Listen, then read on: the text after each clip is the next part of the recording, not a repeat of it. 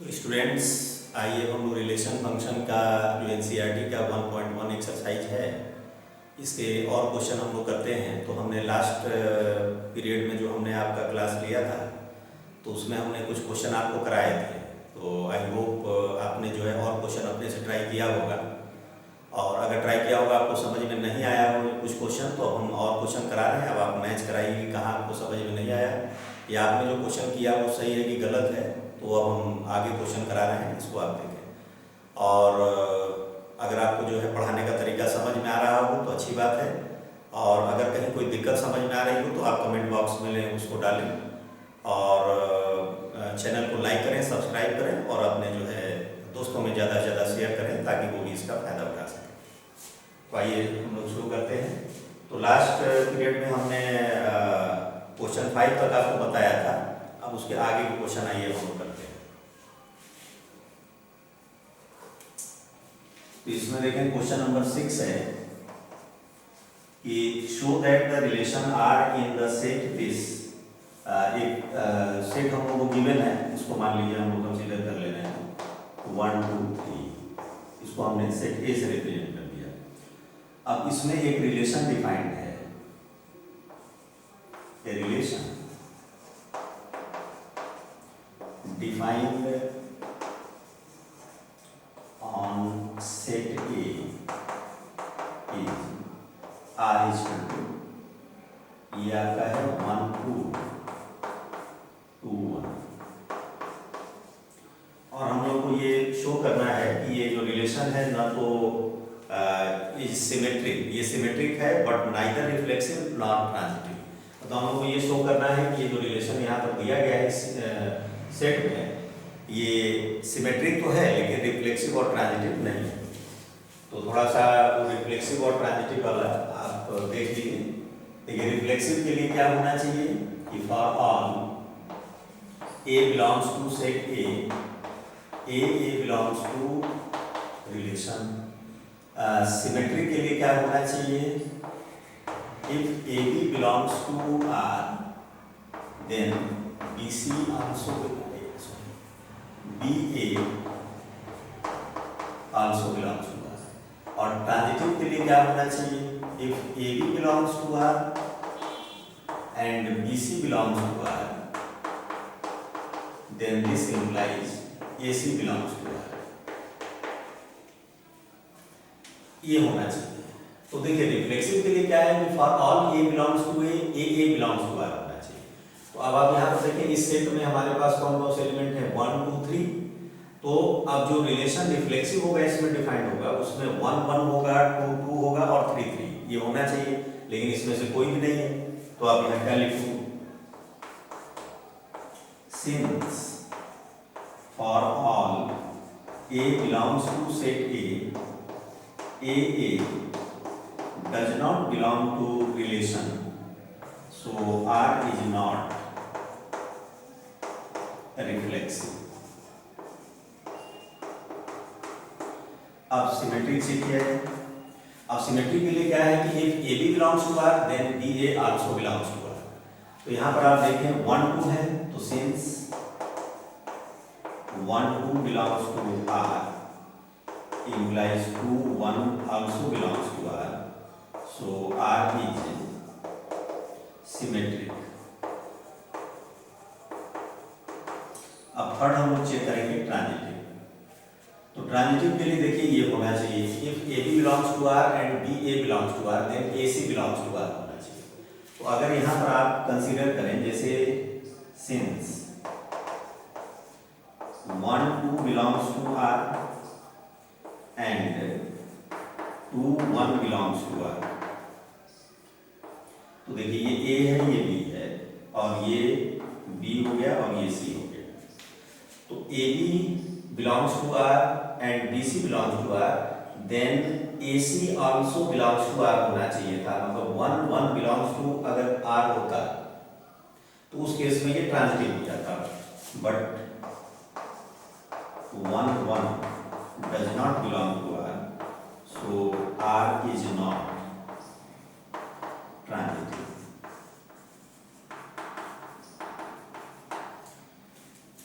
Clear हो रहा है? तो इस तरीके से हम लोग जो है इसको प्रूव किए। ये जो हमारा रिलेशन गिवन है ये सिमेट्रिक तो है, यहाँ जो ये रिलेशन गिवन है इस सेट पर ये सिमेट्रिक तो है, but neither it is reflexive nor transitive. आइए नेक्स्ट क्वेश्चन पे चलते हैं।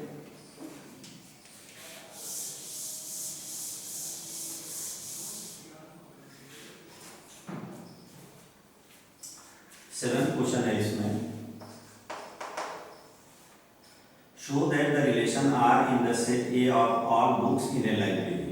तो यहाँ पर एक सेट आपका गिवन है और ये क्या शो कर रहा है कि a such that a is a book in a library of a college.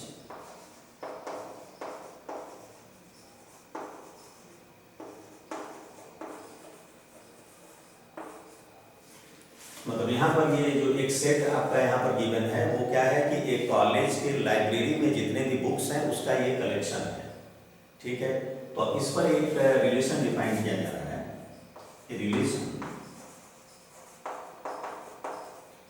Defined on set ए। कैसे डिफाइन किया गया कि x and y have same number of pages, मतलब x y belongs to R implies x and y have same number of pages।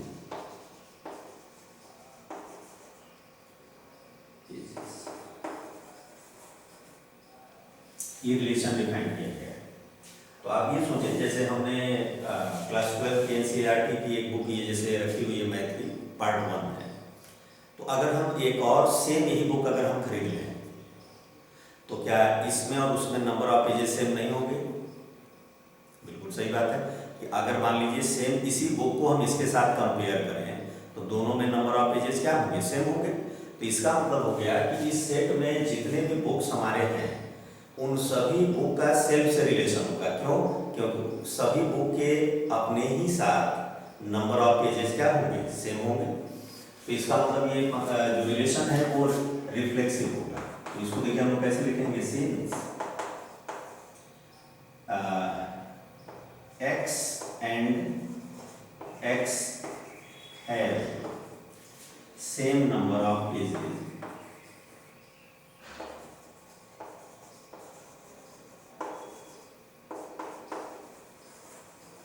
x and x have same number of pages in for all x belongs to set A। मतलब इस set ए के जितने भी books हैं अगर हम उन books को ले लें तो हर बुक का अपने ही जो अगर हम सिर्फ वही बुक अगर हम ले लें तो उस बुक के साथ उसके नंबर ऑफ पेजेस क्या होंगे? सेम होंगे। तो this implies for all x belongs to A, x belongs to R relation, so R is reflexive relation।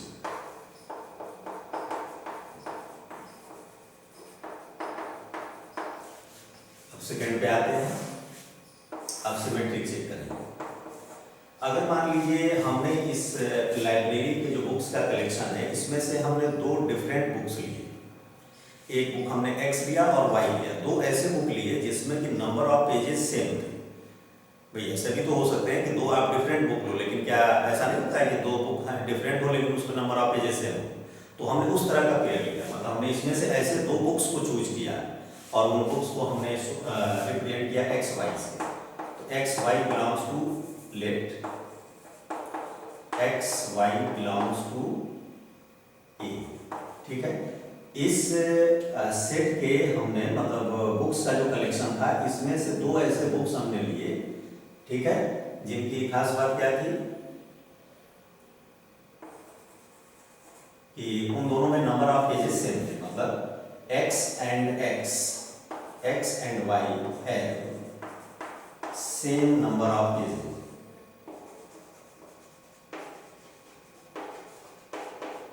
ध्यान से समझिएगा इसे। हमने क्या किया, लाइब्रेरी की बुक्स का जो कलेक्शन था इसमें से ऐसे दो बुक लिए, जो इन दोनों बुक्स में नंबर ऑफ पेजेस क्या थे, same.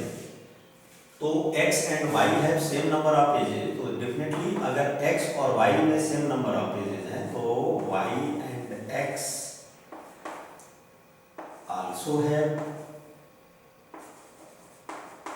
Same number of pages.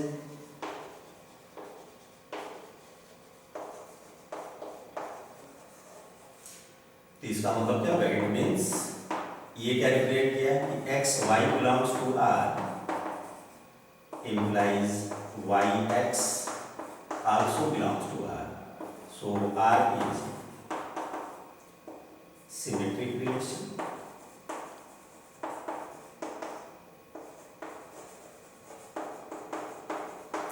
अब थर्ड पे आते हैं ट्रांजिटिव के लिए। तो ट्रांजिटिव के लिए क्या होना चाहिए कि if AB belongs to R and BC belongs to R, then AC also belongs to R. तो अब हम यहाँ पर क्या करने जा रहे हैं कि लाइब्रेरी के बुक्स के कलेक्शन में से हम 3 बुक्स को ले रहे हैं। क्या किया हमने, let x y z belongs to R, मतलब हमने लाइब्रेरी के बुक्स में से 3 ऐसे बुक्स लिए जिनमें कि x y और z तीनों में नंबर ऑफ पेजेस सेम थे। मतलब क्या हमने किया, and x y belongs to R, y z belongs to R। इसका क्या मतलब हुआ कि x and y have same number of pages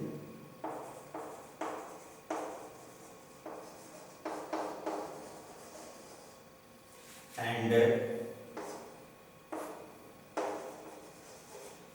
y and z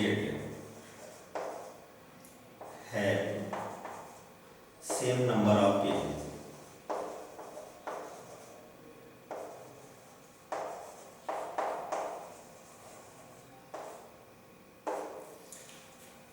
देखिए हमने बुक्स का ऐसा कलेक्शन लिया, दो का ऐसा पेयर लिया कि x और y में जितने नंबर ऑफ पेजेस हैं उतने ही number of pages y and z में। तो आप ये सोचो जैसे बुक x में 50 पेज है, बुक y में मान लीजिए 50 पेज है, ध्यान से समझिएगा, और y में 50 पेज है तो z में भी 50 पेज है। तो आप खुद ही समझ लो कि अगर x में 50 पेज है, y में 50 पेज है, y में 50 पेज है और z में भी 50 पेज है, तो डेफिनेटली जो है x में 50 है तो z में भी क्या है, 50 पेज है। So this implies x and z have same number of pages।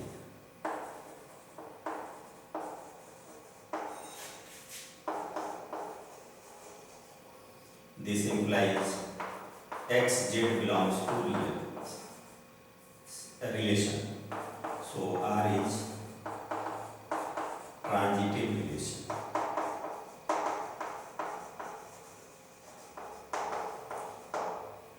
तो इसका मतलब ये हो गया कि ये जो रिलेशन यहाँ डिफाइन किया गया वो रिफ्लेक्सिव भी है, सिमेट्रिक भी है, ट्रांजिटिव भी है। इसका मतलब क्या हो गया कि ये एक इक्विवेलेंस रिलेशन है।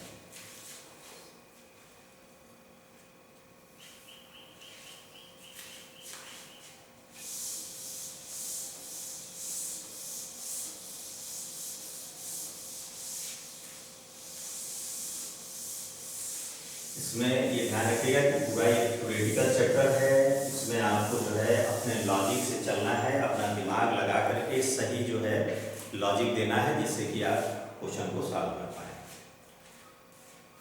एक क्वेश्चन देखिए, show that the relation are in the set A. यहाँ पर एक गिवन सेट ए है और ये है आपका 1 2 3 4 5 और इसमें एक रिलेशन डिफाइंड है R is ordered pair a b such that mod a minus b is even. अब हम लोग को ये शो करना है कि ये इक्विवेलेंस रिलेशन है। सबसे पहले तो ये शो करना है, तो आप ध्यान से देखिएगा इक्विवेलेंस रिलेशन गौर करिएगा। तो सबसे पहले हम लोग इसको रिफ्लेक्सिव शो करेंगे। तो रिफ्लेक्सिव के लिए क्या होना चाहिए कि इस रिलेशन से इस सेट के सभी एलिमेंट सेट से रिलेटेड होने चाहिए। तो आप खुद देखो, अगर हम 1 माइनस 1 कर रहे हैं 0 आएगा, 2 माइनस 2 करोगे 0 आएगा, 3 माइनस 3 करोगे 0 आएगा, 4 माइनस 4 भी 0 आएगा, 5 माइनस 5 भी 0 आ जाएगा। 0 क्या है? इवन नंबर है। इसका क्या मतलब हुआ? Since for all A belongs to set A, mod A minus A is equal to 0 is an even number. Thus, for all A belongs to A belongs to relation. So R is reflexive relation.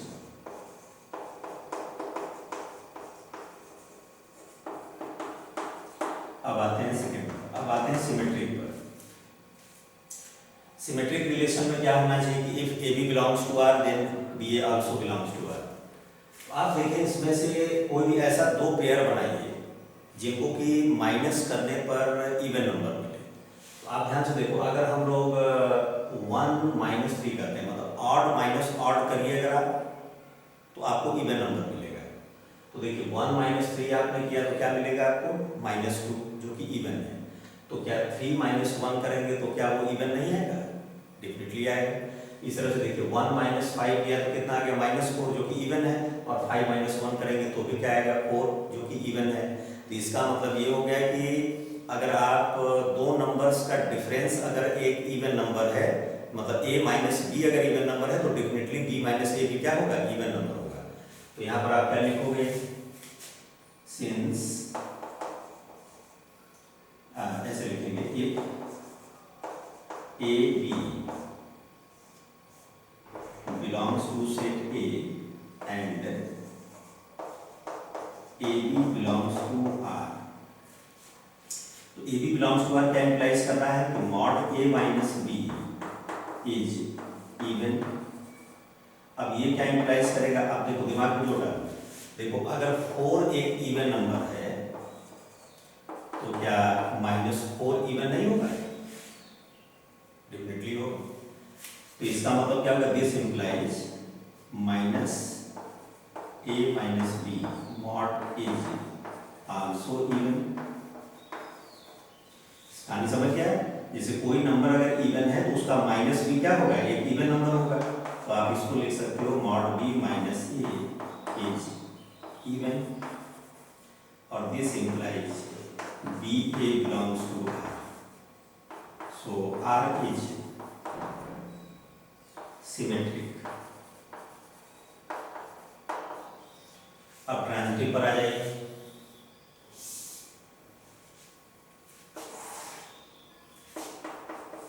Transitive के लिए late, अब इसमें हम लोग 3 different numbers लेंगे A B C।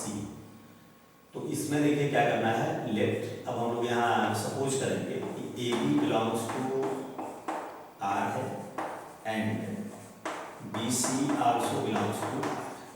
करने का क्या मतलब हो गया कि हमने इस सेट में से ऐसे 3 डिजिट्स लिए A B एंड C। जब हमने A माइनस B का मॉड लिया तो वो भी इवन नंबर है, और B माइनस C का मॉड लिया तो वो भी क्या है? इवन नंबर है। तो ये क्या इम्प्लाइज किया? ध्यान से देखिए कि mod A minus B is even and mod B minus C is even. ध्यान से देखिएगा।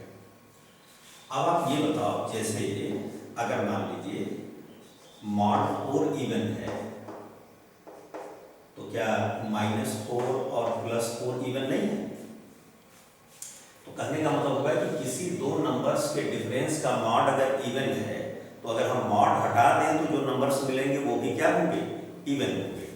तो इसका क्या मतलब होगा? This implies A minus B is even and b minus c is even. अब आगे देखिए, अगर हमारे पास मान लीजिए 4 इवन है और 6 इवन है, दो डिफरेंट डिजिट्स जो है इवन है, तो क्या इन दोनों का सम कर दें तो इवन है। इवन का मतलब समझ रहे हैं ना, जो कि 2 से डिविजिबल। तो देखो 4 जो है 2 से डिविजिबल है, 6 भी 2 से डिविजिबल है, तो इन दोनों का सम अगर कर दें तो 6 + 4 क्या 10 2 से डिविजिबल नहीं होगा? डेफिनेटली होगा। तो इसका मतलब क्या होगा? This implies a minus b plus b minus c is also divisible या आल्सो इवन। तो दिस इम्प्लाइज, अब देखिए b से b कैंसिल हो गया, a minus b is even. और दिस इम्प्लाइज अगर कोई नंबर अगर इवन है तो उसका मॉड भी डेफिनेटली इवन होगा। तो this implies mod a minus b is even, और इसका मतलब हो गया सॉरी a माइनस सी। तो ये इम्प्लाइज कर दिया है। अब इस रिलेशन के according a c belongs to, तो देखिए आपने जब ये सपोज किया कि a b belongs to R and b c belongs to R, तो इसके हेल्प से आपने ला दिया कि a c belongs to R. तो इसका क्या मतलब हो गया? Thus R is transitive. तो since R is reflexive comma symmetric and transitive, so R is equivalence relation।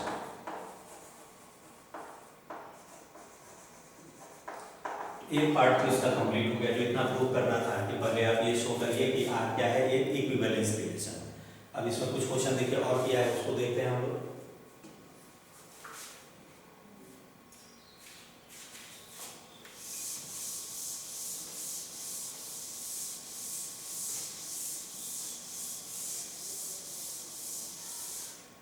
जहाँ आपको क्वेश्चन में नोट करना होगा वहाँ वीडियो को पॉज कर लीजिएगा, पॉज करके फिर आप जो है नोट कर लीजिएगा। स्क्रीनशॉट लेकर के भी आप नोट कर सकते हैं। और इसके बाद है, अब ये दिखाना है कि show that all elements of 1 3 1 3 5, ये जैसे एक सेट इसने बना दिया, तो show that elements of 1 3 are related to each other and all elements of 2 4 are related to each other.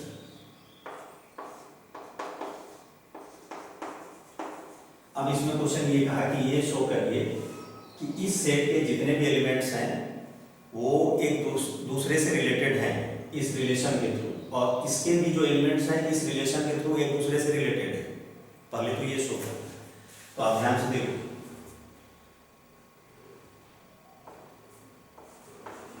Relation R on set B is, ध्यान से देखिए 1 माइनस 1 जीरो आएगा, 3 माइनस 3 भी जीरो आएगा, 5 माइनस 5 भी क्या आएगा जीरो। तो ये हो गया, ध्यान से देखिए 1 1 3 3 5 5, ये सब देखिए जीरो आएंगे, और जीरो आने की वजह से ये सब क्या हो गए? इवन है। फिर देखिए 1 को 3 से कनेक्ट करिए, तो 1 माइनस 3 क्या आएगा? -2, उसका मॉड लिया 2, इवन है। फिर 3 1 लिया, 3 माइनस 1 भी आ जाएगा इसमें। और देखिए फिर 1 5, तो 1 माइनस 5 कितना आएगा? -4 देखिए इवन है। 5 1 लेंगे, ये भी इवन है। अगर आप मान लीजिए 3 5 लेते हैं, 3 माइनस 5 देखिए -2, उसका मॉड लिया 2, वो भी इवन है। और 5 माइनस 3 किया, ये 2 आएगा, इसका मॉड लिया तो ये भी जो है आपका। तो आप देख रहे हो यहाँ पर कि इस सेट के जितने भी एलिमेंट्स हैं सब एक दूसरे से रिलेटेड हैं, मतलब इस रिलेशन को सेटिस्फाई कर रहे हैं। तो पहले तो ये शो करना था। इसी तरह से अगर हम सी पर लेते हैं, relation R on set C, तो ये अगर हम लिखते हैं तो ये देखिए क्या होगा? 2 माइनस 2 जीरो आएगा, जो कि इवन है। 4 माइनस 4 ये भी इवन आ जाएगा। 2 माइनस 4 इवन है, 4 माइनस 2 इवन है। इसमें भी देख रहे हैं कि सभी एलिमेंट से, देखिए एक चीज आप याद रखिएगा कि इवन से इवन नंबर को सब्ट्रैक्ट करोगे तो इवन मिलेगा, ऑड से ऑड को सब्ट्रैक्ट करोगे तो भी इवन मिलेगा। इस चीज को अपने दिमाग में बैठा लीजिए। तो ये तो देखिए पहला प्रूफ हो गया। इसमें बोला था कि show that all the elements of set this and this are related to each other, ये तो हो गया। But no element is this related to this. अब ये शो करना है कि बी और सी में अगर हम रिलेशन बनाते हैं तो ये रिलेशन डिफाइंड नहीं होगा। तो बी हमने यहाँ पर ले लिया 1 3 5 और सी हमने क्या ले लिया 2 4। अब देख लो यहाँ इवन, यहाँ पर ऑड नंबर है और यहाँ पर क्या है इवन है। तो जब भी ऑड का इवन से डिफरेंस निकालोगे, गौर करिएगा, तो आप यहाँ पर देखिए कभी भी इवन नहीं आएगा। देखो अगर हम 1 माइनस 2 लेते हैं,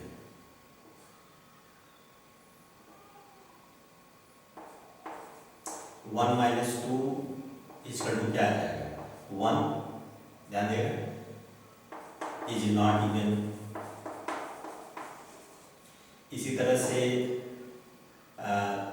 अगर आप मान लीजिए 3 या 1 4 ही पहले लो, 1 माइनस 4 ये आ गया आपका 3 इज नॉट इवन।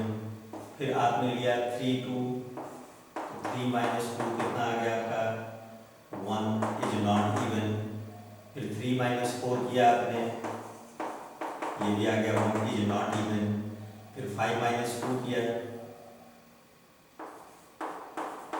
तो आप देख रहे हो ये आ जा रहा है 3 इज नॉट इवन। और फिर 5 माइनस 4 आपने किया, ये आ गया 1 इज नॉट इवन। इसका यही मतलब ना हो गया कि 1 2 does not belong to R, 1 4 does not belong to R, 3 2 does not belong to R, 3 4 does not belong to R, 5 2 does not belong to R, 5 4 does not. तो देख रहे हैं आप यहाँ पर इस सेट से इसी के एलिमेंट्स का रिलेशन हमने बनाया तो सब एक दूसरे से रिलेटेड हैं।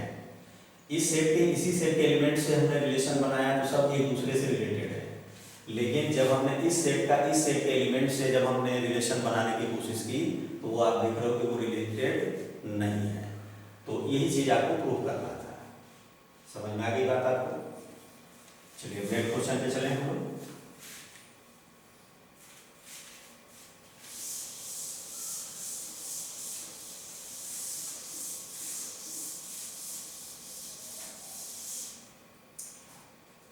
देखिए 9th क्वेश्चन है हमारा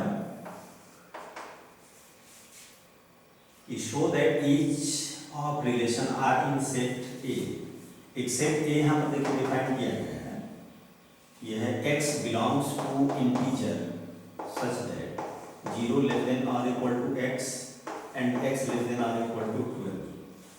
अब यहाँ पर फर्स्ट रिलेशन इस तरह से डिफाइन, तो पहले ये सेट होगा क्या, पहले बोली तो a इक्वल टू देखो आएगा, आपको वो इंटीजर लेने हैं जो 0 से 12 तक, तो 0 1 2 3 ऐसे करते हुए 12 तक हो गया।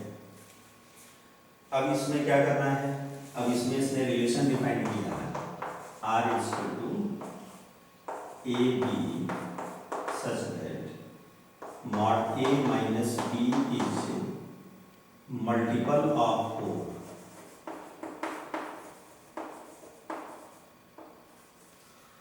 यहाँ पर क्या है कि मॉड A माइनस B जो है वो 4 का मल्टीपल है।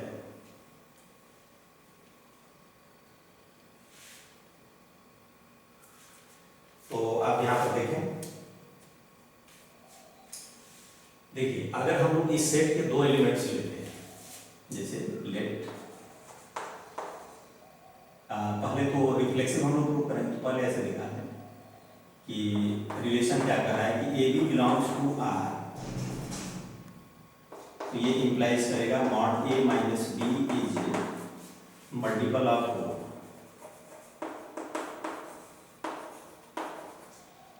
मतलब अगर रिलेशन में दो ऑर्डर पेयर, अगर एक ऑर्डर पेयर ए बी है तो इसके एलिमेंट्स इस तरह से रिलेटेड होंगे कि mod mod a minus B क्या होगा, 4 का मल्टीपल हो जाएगा। तो अब हम लोग रिफ्लेक्सिव प्रूफ करेंगे सबसे पहले।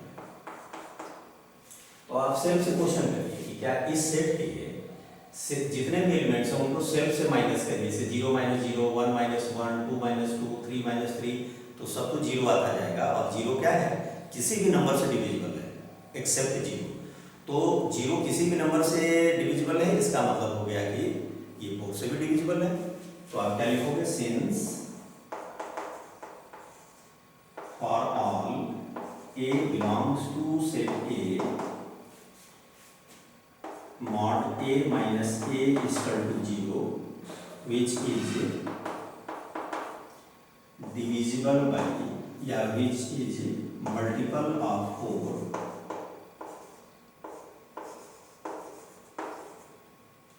this implies for all a belongs to set A belongs to R, so R is reflexive। अब सेकेंड पे आते हैं हम लोग। सेकेंड क्वेश्चन देखिए हमारा क्या है कि अब हम लोग ये प्रूव करना है कि ये सिमेट्रिक है।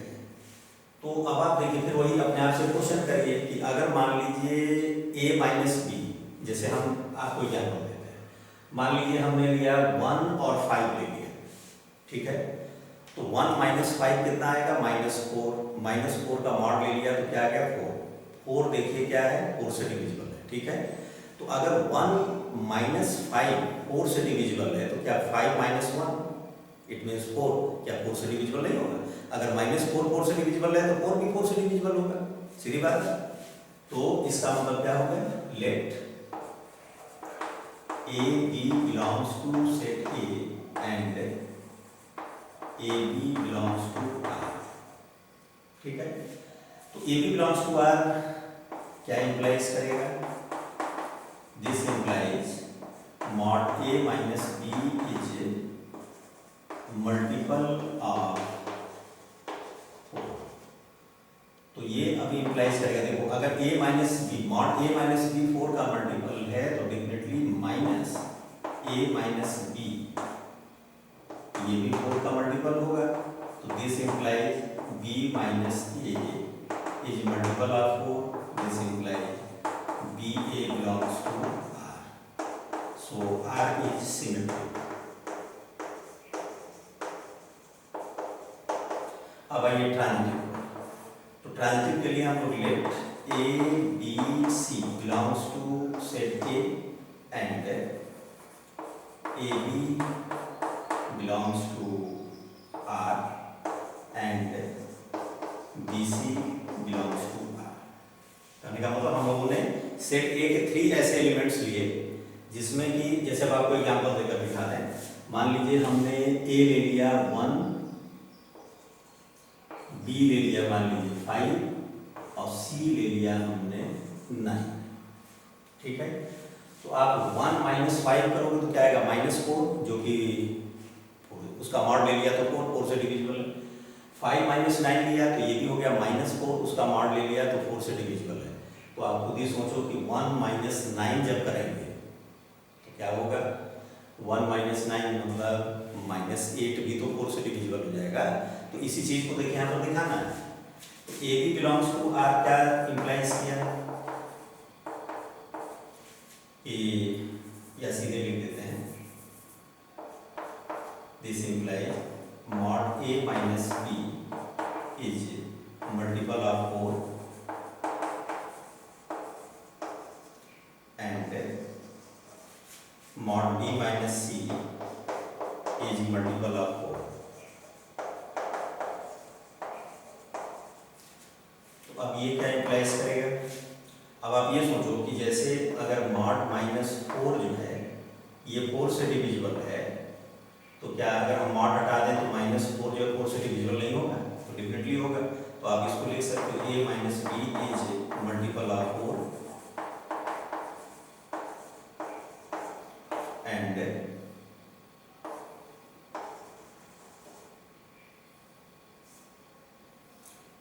b minus c is multiple of 4।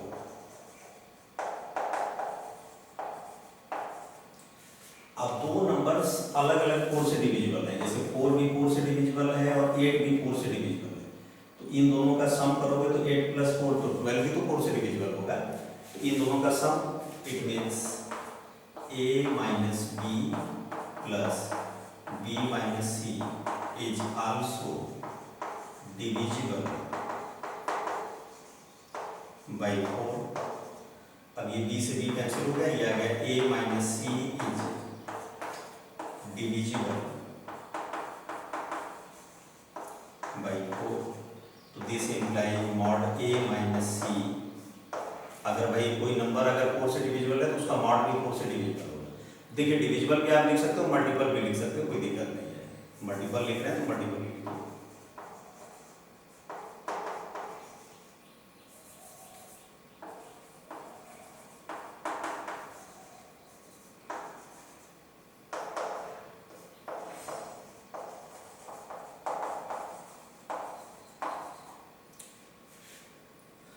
This implies R is a transitive relation. So since R is a reflexive, symmetric and transitive, so R is equivalence relation. तो इस तरीके से स्टूडेंट्स आपने देखा कि हमने आपको अलग अलग तरीके के क्वेश्चन कराए और आपने पहले से अगर ट्राई किया होगा तो मैच करा लीजिए कि इसमें एक्चुअली होता क्या है कि इस एक्सरसाइज में बच्चे लिख नहीं पाते हैं सही ढंग से, एक सिस्टमेटिक ढंग से वो लिख नहीं पाते हैं। तो उसकी थोड़ी प्रैक्टिस करिए कि एक सिस्टमेटिक ढंग से कैसे लिखा जाए। और बाकी अगर एक बार ये चैप्टर अगर आपको समझ में आ गया तो इससे इजी चैप्टर कोई होता भी नहीं है, भी आप ध्यान रखिए। लेकिन मेन चीज़ क्या है कि समझना होता है, ये थ्योरेटिकल चैप्टर है, इसमें फार्मूला नहीं कि हमने आपको एक फार्मूला बता दिया उसको बेस्ड आप सारे क्वेश्चन कर लोगे। तो इस चीज़ का ध्यान रखिएगा। तो इतने क्वेश्चन हमने बताया, नेक्स्ट क्वेश्चन आप फिर अपने से ट्राई करिए, फिर नेक्स्ट हम जब क्लास लेंगे तो उसमें हम आपको और बताएंगे, फिर आप मैच कराइएगा कितने क्वेश्चन सही हो रहे हैं गलत हो रहे हैं। तो स्टूडेंट्स अगर आपको पढ़ाई समझ में आ रही हो तो चैनल को लाइक करें, सब्सक्राइब करें और अपने ज़्यादा से ज़्यादा